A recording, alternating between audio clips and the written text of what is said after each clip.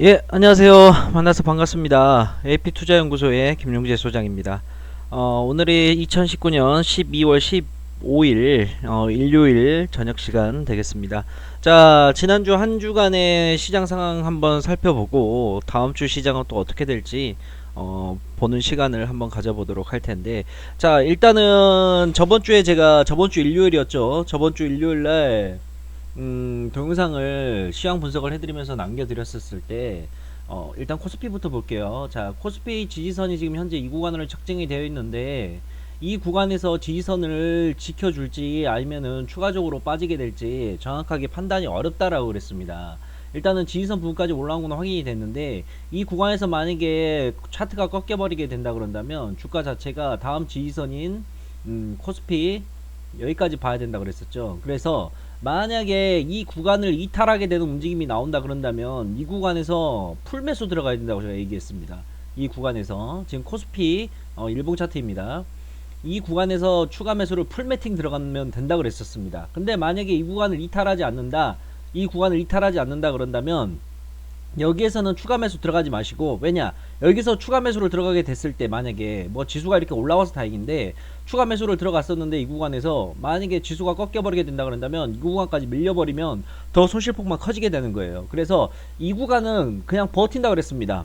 이 구간은 그냥 버티고, 왜냐, 고점에서 여기까지는 버텨도 되는 구간입니다. 버티고 추가적으로 빠지게 된다 그런다면 이 구간에서 풀매수를 들어가자 라고 했는데, 지수가 이 구간을 지켜주면서 상승 흐름이 나왔죠. 상승 흐름이 나오면서 이 정도의 낙폭을 다 만회를 한 모습이 나왔습니다. 일단은 코스피 지수 자체가 이렇게 오른 이유는 가장 크게 봤을 때 단기적으로 빠진 거에 대한 기술적 반등이 일어난 것도 있었고, 무엇보다도 미국과 중국의 무역 협상 1단계가 마무리가 되었다는 소식과 함께 시장에 굉장히 큰 반등이 나왔죠. 우리나라는 알다시피 이리 치이고 저리 치이는 국가입니다. 중국이 왜 작살나면 중국에 영향받아서 작살나고, 미국 시장이 떨어지게 되면 미국 시장에 맞춰갖고 우리나라도 작살나고, 일본 시장이 또 떨어지게 되면 일본 시장에 맞춰서 작살나고, 우리나라가 뭐 경제 대국까지는 아니더라도 상위권에 위치되는 랭크에 있는 나라라고 하는데, 제가 봤을 때는 이거는 우리나라 주식시장은 절대 금융시장 자체가 안전하게 갈 수가 없는 구조예요. 이리저리 다 치이고 있습니다. 랭크에 올라갔다 해서 우리나라 주식시장이 뭐 건전하고 바르고 그렇다? 저는 절대 그렇게 안 봅니다. 이리 치고 저리 치고 우리나라처럼 많이 치이는 나라가 없어요. 정말 아주 개판인 곳입니다. 우리나라 주식시장만큼. 정말 힘든 곳이에요. 한국에서 주식을 한다는 것만큼. 근데 어떡하겠습니까? 한국 사람 뭐 태어났는데 한국 증시를 보는 수밖에. 이게 왜 그러냐면 우리나라가 가지고 있는 지리적 위치 때문에 그래요. 자, 알다시피 우리나라는 삼면이 다 둘러싸여 있는 나라입니다. 그렇죠? 위로는 북한이 떡하니 붙어 있고, 아래로는 일본이 버티고 있고, 옆으로는 중국이 버티고 있고, 예전부터 그랬어요. 평생을. 우리 조상님들도 그랬고, 이리 치고 저리 치고 하는 게 이 나라의 숙명이에요. 거기다가 삼면이 다 바다로 막혀 있는 나라 아닙니까? 그러다 보니까는 시장 정세에 영향을 받을 수가 없어요. 수출이면 수출대로 갔다가 다 막히고, 뭐 맨날 무역 분쟁이 일어나면 거기에 터지고.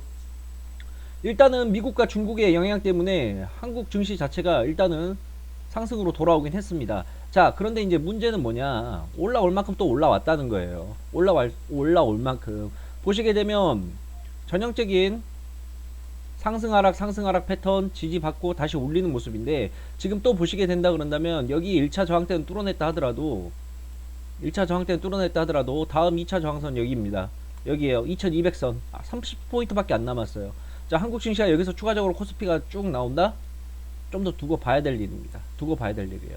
올해까지는 모르겠어요. 당장 저도 이번 주, 다음 주 이 구간까지는 예측이 어느 정도 가능한데, 지금 구간에서부터는 저도 예측이 힘듭니다. 다만 단기적으로는 모르겠어요. 이 차트가 이렇게 올라와서 지금 올라가고 있는 모습인데, 올라가고 있다가 또 이런 패턴으로 갈지, 제가 가장 상승시가 되는 이 패턴은 지금 이 패턴인데, 상승 조정으로 받으면서 저점들 끌어올리는 모습인데, 일단은 올해까지는 어느 정도 마무리가 되게 되면 전 내년부터는 2020년도 주식시장은 굉장히 좋아진다고 봅니다. 일단은 내년에 이슈가 굉장히 많습니다. 어떠한 이슈가 있냐, 가까운 4월달에 뭐가 있죠?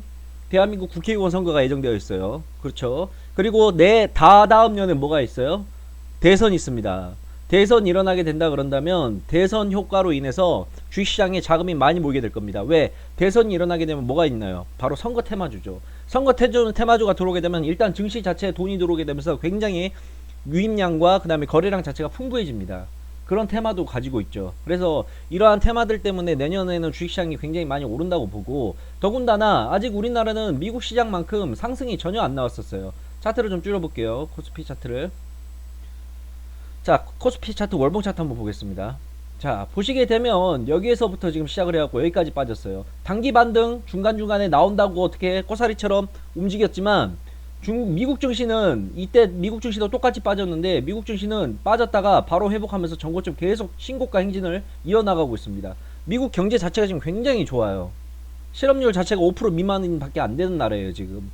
자, 그런데 아직 한국 증시에는 전혀 미국의 상승폭만큼 반영이 되지 않았습니다. 근데 이 반영분이 제가 봤을 때는 아직은 이루고, 내년부터는 그 미국 증시가 올랐던 반영분이 대한민국 증시로 유입이 될 것 같습니다. 지금 이렇게 빠진 가장 큰 이유는 뭐예요? 외국인들의 매도세가 지속됐기 때문이에요. 외국인들의 매도세가. 왜 외국인들의 매도세가 지속이 되었느냐? 한국 증시 자체가 지금 굉장히 불안한 상태였기 때문에 그래요. 자, 그런데 이제 트럼프와 미국이 올해 안으로 어떻게 됐든 합의가 됐든 뭐가 됐든 뭔가 또 결정을 내려야 됩니다. 자, 우리나라는 어쩔 수 없어요. 북한의 영향을 안 받을 수가 없는 나라입니다. 지리적으로. 자, 회원님들께서 전부 다 외국인이라 생각을 해보세요. 불안해요, 안 불안해요? 이 나라에다 투자를 한다는 게. 응? 북한이 정말 미친 짓거리하고 미사일 쏴버리면 어떻게 됩니까? 나라 망하는 거예요. 그러니까 그런 불안한 상황이 어떻게든 해결이 돼야 된다는 겁니다. 제가 아직 이 구간에서도 지금 심각하게 베팅을 안 하는 이유는 뭐예요? 심각하게 베팅을 안 하는 이유는 바로 미국과 북한이 아직 협상이 끝나지 않았기 때문이에요. 뭔가 결론이 나와야 돼요. 결론이 나와야지만 우리가 증시 자체가 그 불안감이 꼭 끝나서 12월 달까지 1월 달부터는 증시 자체가 상승으로 갈 수가 있는 구조가 만들어진다는 거죠. 그래서 제가 내나 지금 얘기하는 게 12월 달은 그냥 현금 보유를 최대한 많이 해놓고 지수가 오르든 말든 일단은 불안한 장세가 연출이 되니까 좀 더 확실한 그림을 보고 나서 매매를 하자. 아직은 좀 기다려야 될 때라고 누차 계속해서 지금 말을 하고 있는 이유가 그겁니다. 지금 단기적인 시장 반등 나오면서 굉장히 좋은 모습은 차트적으로 본다 그런다면 기가 막히게 만들었어요. 외국인 매도세도 이제 끝나가지고 외국인이 매수세로 전환하는 모습도 포착이 되었고, 허나 아직은 우리나라가 지리적 여건인 북한과 미국 간의 아직 협의사항이 안 끝났고, 또 하나 걸림돌이 뭐예요? 바로 미국하고 우리나라하고 방위비 문제가 협상이 안 됐어요. 어떻게든 협상은 결론이 나올 겁니다. 협상은 결론이 나올 거예요. 안 나올 수는 없어요. 무조건 나오게 됩니다. 뭐 미군이 우리나라에서 철수한다? 절대 있을 수 없는 일입니다. 미군이 우리나라에서 병력 빼는 순간 미국이 동아시아에서 갖고 있는 지배권이 확실히 적어질 수밖에 없어요. 그만큼 우리나라는 지리적 여건이 굉장히 복잡한 동네이기 때문에. 그래서 어떻게든 방위비 협상은 결론이 날 거고, 연말까지 미국하고 북한하고의 문제, 그 다음 우리나라와 미국 간의 방위비 협상 문제가 완료가 된다 그런다면 내년부터 시장에 있는 불확실성 자체가 굉장히 많이 해소가 되면서 상승이 많이 나올 거라고 저는 내다보고 있습니다. 그래서 지금부터 준비를 조금씩 해놔야 된다고 제가 말을 해드리는 겁니다. 자, 코스닥 차트도 한번 볼게요.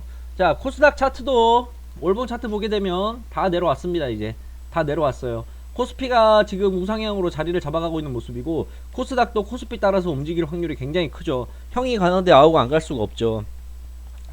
코스닥도 마찬가지입니다. 그리고 코스닥 주들을 이제 우리가 좀 관심있게 지켜봐야 될 종목들이 제약 관련주. 항상 코스닥의 상승을 이끄는 것들은 무조건 제약주입니다. 제약과 바이오주. 코스닥은 제약과 바이오주가 시장의 흐름을 주도해요. 왜냐? 시가총액이 그만큼 크고, 제약 바이오만큼 우리나라 사람의 그 투기적인 성격을 보여줄 수 있는 종목이 없어요. 제약 바이오 우리가 관심을 가져야 되고, 총 3가지 테마로 전 보고 있습니다. 제약 바이오 테마 하나 봐야 되고요. 그 다음에 내년에 국회의원 선거와 대통령 선거 관련된 선거 관련 테마주들 2가지 봐야 되고, 또 한 가지 마지막으로 키포인트 뭘까요? 바로 대북 관련주입니다. 대북 관련주도 관심있게 지켜봐야 돼요. 올해까지 미국과 중국의 어느정도 지금 대북 관련주들 보면 죄다 내리 꽂아 있거든 상태거든요. 굉장히 지금 많이 내려와 있는 상태입니다. 근데 이 대북 관련주가 내년부터는 저점에서 가격이 높을 때 사는 건 의미가 없습니다, 회원님들. 가격이 높을 때 사는 건 주식은 의미가 없어요. 제 아무리 이슈와 좋은 종목이 있다 하더라도 이게 가격이 높은 상태에서 사게 되면 우리는 늘 손실 구간에 들어갈 수밖에 없어요. 좋은 종목과 테마가 있다 하더라도 항상 저점에서 사야 된다는 겁니다. 근데 지금의 대북주들 성격들 보게 되면 대북주들 전부 다 지금 바닥을 찍고 있는 상태입니다. 좋은 사람들 한번 봐볼까요?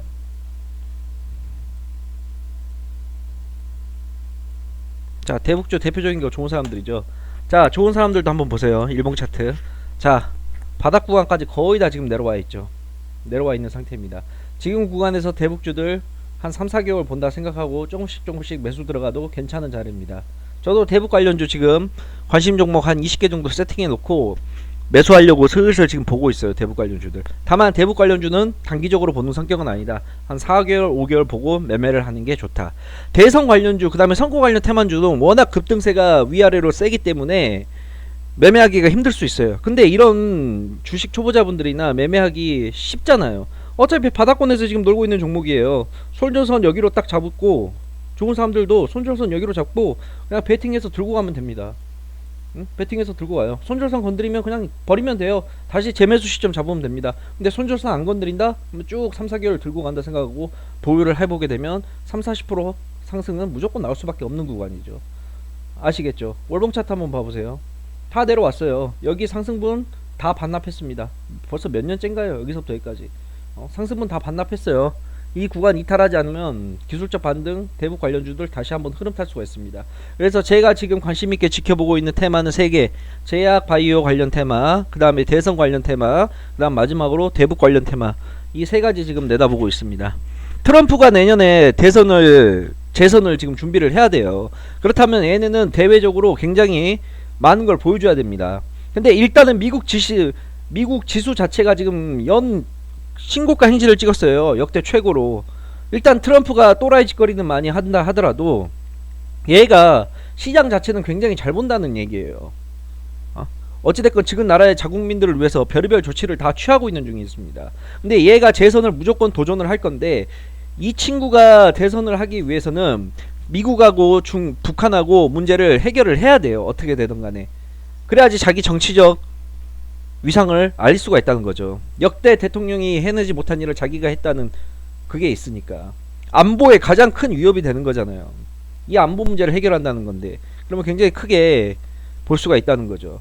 그래서 저는 내년 관련해서 북한과 우리나라의 관계도 굉장히 지금보다 더 좋아질 거라 생각하고 북한과 우리나라의 관계 자체가 좋아지게 되면 대북 관련 테마들이 다시 고개를 들고 일어나지 않을까.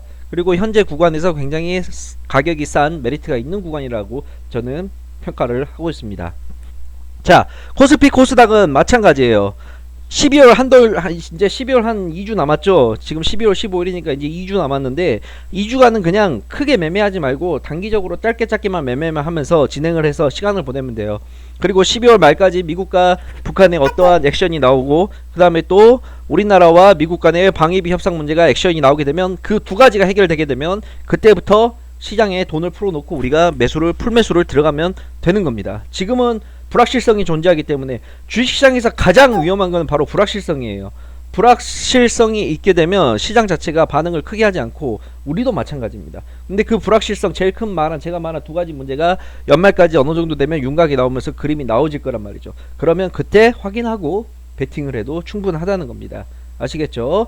자, 그래서 다음 주 한 주 시장은 일단 코스피 코스닥 자체가 많이 올라온 상태이기 때문에 얘네들이 다음 주에 한 번 더 조정을 받을지 제가 봤을 때는 한 번 더 조정을 받을 거라 보이는데 한 번 더 조정을 받아서 밑바닥을 다시 한번 터치를 해주지 않을까. 이 구간을 기본적으로 한 번 더 지지를 빠져주는 게 좋아요. 시장이 한 번 저점을 찍고 올라가는 것보다 이런 식으로 한 번 더 저점을 확인해 주는 게 훨씬 좋습니다. 돌다리도 두드려보는 심정이 되거든요. 이렇게 되면 그러면 여기에서 지지를 받고 다시 올라오게 되면 시장은 이때부터 상승 분위기가 완전히 자리 잡히게 되는 거예요. 그래서 저는 다음 주에 코스피와 코스닥 자체가 어느 정도 한 번 또 하락이 나와서 지지선을 한번 또 확인하는 단계를 거치지 않을까라고 생각을 좀 하고 있습니다. 그래서 지금 결론부터 말씀드리자 그런다면 현금 보유를 최대한 해놓으시고 종목을 매수를 할 때 아직은 풀매팅으로 들어가지 마시고 일단 짧게 단기 종목으로만 매매를 한다고 생각을 하시길 바라겠습니다. 자, 그래서 이번 주 시황 및 업데이트는 이걸로 마무리를 하고 다음 주에 제가 또 이렇게 시황하고 영상을 만들어서 업로드를 하도록 하겠습니다. 다음 주 한 주 동안도 같이 열심히 한번 해보겠습니다. 그리고 네이버에다가 AP투자연구소 검색하시게 되면 저희 홈페이지 오시게 되면 제가 맨날 무료로 종목 추천하니까 오셔가지고 한번 보시길 바라겠습니다. 네이버에서 AP투자연구소 검색하시면 제가 운영하고 있는 홈페이지가 나오게 됩니다. 자, 한 주간 고생들 많으셨고 내일 또 한번 오후 시간 푹 쉬시고 내일 또 한번 매매를 또 진행을 열심히 한번 해보도록 하겠습니다. 한 주간 고생 많으셨습니다. 자, 마지막으로 좋아요와 구독 한 번씩 눌러주시면 저한테 큰 힘이 되겠습니다. 감사합니다.